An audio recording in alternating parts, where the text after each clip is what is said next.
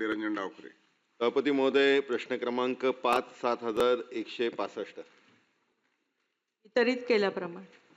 सभापती महोदय, मेट्रो 4 हा जो विषय आहे हा अतिशय गंभीर पद्धतीचा, म्हणजे जशी लोकल रेल्वे ही ठाणे आणि मुंबईच्या लोकांसाठी एक लाईफलाईन आहे, तशीच ही मेट्रो 4 ही आमच्या सर्वच ठाणेकरांसाठी एक लाईफलाईन होणार आहे.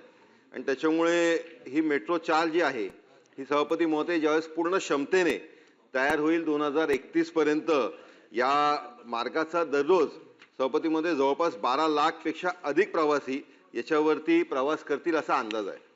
LBS असेल, ईस्टर्न एक्सप्रेस असेल, घोडबंदर रोड असेल, या पूर्ण परिसरामधला जो मोठ्या प्रमाणात ट्रॅफिकचा प्रश्न आत्ता सध्या निर्माण झालेला आहे तो पूर्ण वाहतूक कोंडीचा एक मोठा प्रश्न सुटणार आहे. आणि त्याच्यामुळे मेट्रो 4 वडाला कासारवडवली ही मार्गिका सुमारे 32 किलोमीटर लांबीची आहे. 30 स्थानकं याच्यामध्ये येतात. गायमुख ते कॅडबरी या टप्प्याचं काम पूर्ण झालेलं आहे. आत्ताच काही महिन्यांपूर्वी माननीय फडणवीस साहेबांच्या हस्ते त्याचं एक ट्रायल रन पण झालं होतं. आम्ही सगळेजण त्याला उपस्थित होतो.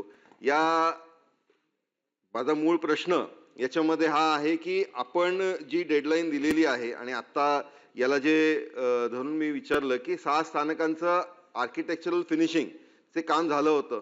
आपण मान्यही केलं की हे हाती घेण्यात आले आहे आणि सप्टेंबर लेखी उत्तरामध्ये दिले की सप्टेंबर 2025 मध्ये त्याची निविदाही आपण प्रसिद्ध करण्यात आली.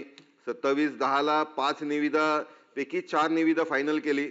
गांधीनगरचा जो स्थानक आहे आपल्याला आयकॉनिक स्टेशन करायचं आहे, त्याच्यामुळे आपण 4 नंबर आणि 6 नंबर हे दोन्ही स्टेशन आपण कनेक्ट करतोय.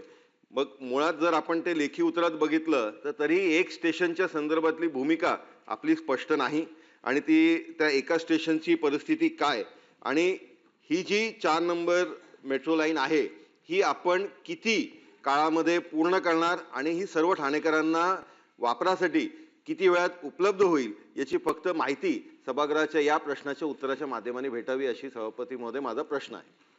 मंत्री महोदय.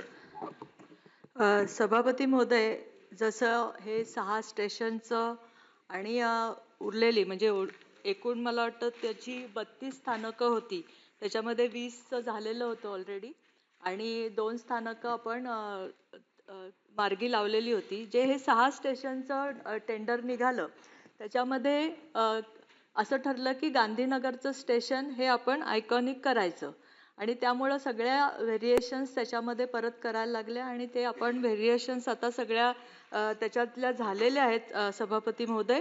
आणि आपण त्यातले 5 स्टेशन्स आणि उरलेले 5 स्टेशन असे वेगळे वेगळे 2 टेंडर आत्ता आपण फ्लोट करतोय आणि मला असं वाटतं की एक 15 दिवसामध्ये आपण ह्या 5-5 स्टेशनच्या 2 टेंडर आपण फ्लोट करतो.